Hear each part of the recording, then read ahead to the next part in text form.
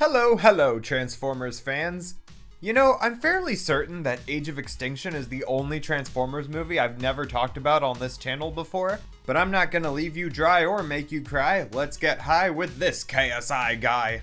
Now, Galvatron was the secondary antagonist of Transformers Age of Extinction, where he was rebuilt by some jerk-off humans born from the twisted hubris of man as the reincarnated form of Megatron. But the studio series has been going on for years now, and I honestly started to question if we would ever get Galvatron. Because how are you going to make a satisfying generation-scale transforming figure of a character that transforms like this? A flawless, mighty truck exploding into floaty CG cube things forming into a robot with absolutely zero design indication that it even transforms. Just a giant twisted metal man with cables and a giant hole in his chest where his heart should be.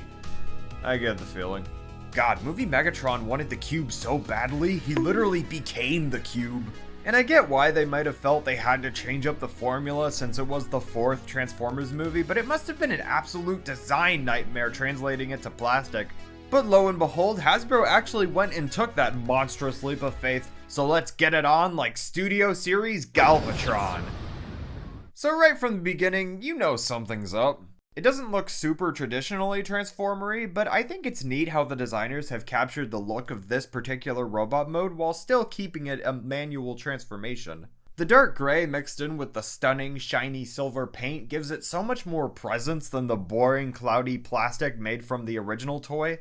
It's not much, and I wish there was more blue paint everywhere to match the film, but it does the job. And the sculpting is really up for the task here. There isn't a square millimeter of this toy that isn't drenched in details. And that head looks rather delectable. I guess you could say it's got the same thing going for it as a lot of other movie toys, where you're left there squinting, wondering what piece of sculpted detailing is meant to be his mouth. But the silver and blue touches keep me charmed by his freaky, almost hexagonal shaped head and those endearing horns that swirl behind his head like big eyebrows.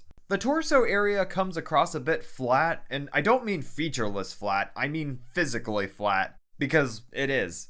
I can look past this though, since it does have a transformation purpose, but I think parts of the chest could have stuck out a bit more, give him some confidence. But he's sporting the signature lack of soul chest hole, and with this figure I appreciate that they continued that into the back as well, like in the movie. It kind of makes up for the fact that you can see his back from his front.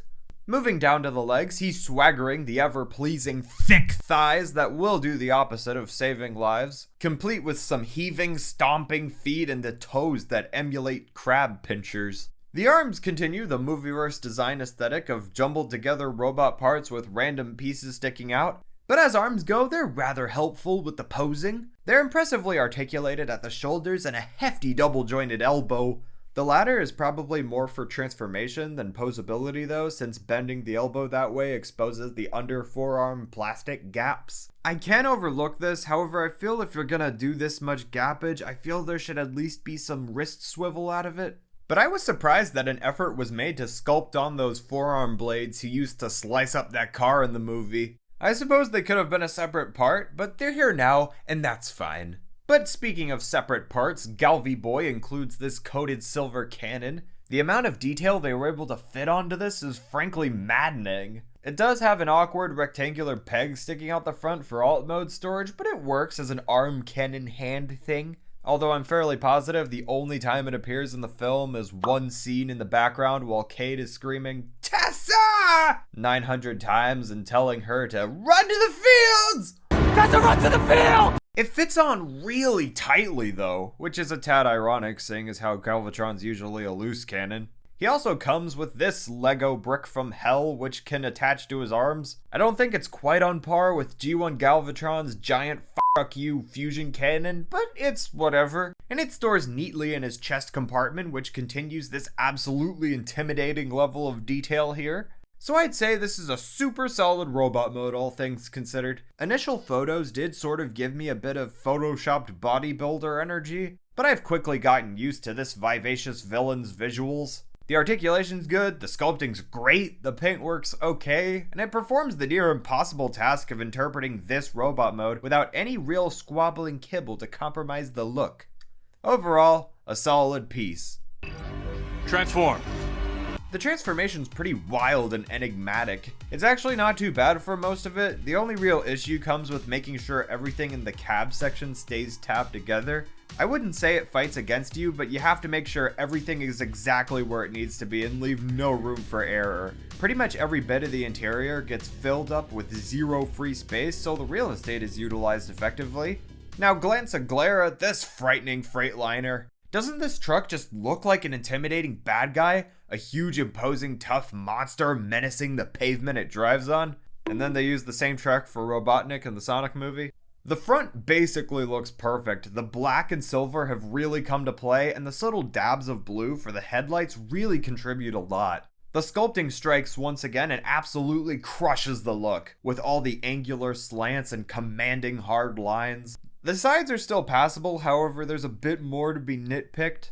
There's a few too many visible hinges and seam lines for my liking, but I understand that it is probably necessary in the overarching mission of translating this character into a working toy.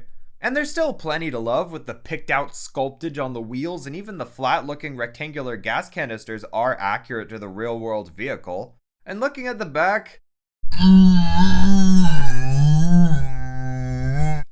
something's afoot. There's no avoiding it. Those are just Galvatron's Galvatos on full display. And there's no way to fan mode this to make it look less noticeable. I know we all joke about Optimus rarely having a clean back section, but this is... You can tell this is definitely one of the areas where the designers made some sacrifices for the robot mode. And I get it. No sacrifice, no victory. But it is bad.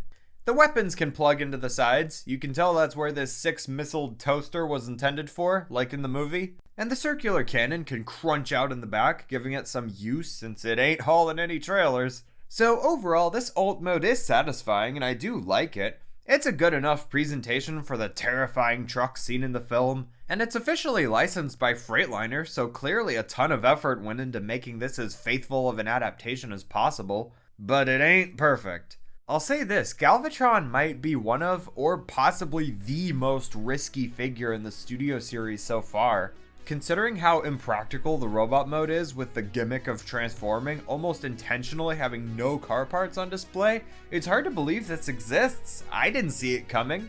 And despite some faults and imperfections, this is probably as good as it could have been. I feel like being too critical of this figure is like watching some crazy daredevil perform some insane stunt and then saying you wish they were wearing a more interesting helmet. I'm just impressed they even tried to do this. It's the sort of risk you go into knowing you're either going to be victorious or a failure. So I really admire the ambition that went into this, and I actually think they pulled it off. It probably wouldn't be a great choice for someone's first Transformer, but as a longtime fan with some fond memories of the live-action movies, as well as a frequent enjoyer of the studio series, I definitely feel comfortable calling this the definitive movie Galvatron. I'm just pleased this exists at all, giving us an original mold from a character of the latter two Bay films. Studio series Galvatron, you can't go wrong.